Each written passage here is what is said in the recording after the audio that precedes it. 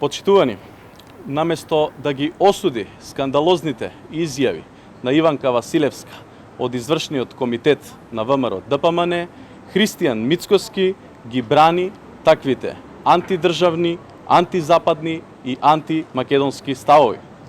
Јасна е разликата помеѓу антидржавното и антизападното дејствување на ВМРО ДПМН и интегративните и развојните политики на СДСМ. СДСМ заедно со сите прогресивни партии работат на интеграцијата во НАТО и Европската Унија. ВМРО ДПМН и Мицкоски работат за враќање во изолација и поделби, за квази сојузи и антизападни политики. СДСМ останува посветен на евроинтегративниот процес. ВМРО ДПМН и Мицкоски остануваат посветени на обнова на режимот и криминалот.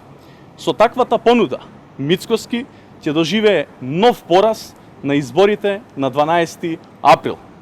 Граѓаните уште еднаш ќе ги поразат неговите деструктивни политики и ќе ги потврдат дека државата е на правиот пат. Ви благодарам.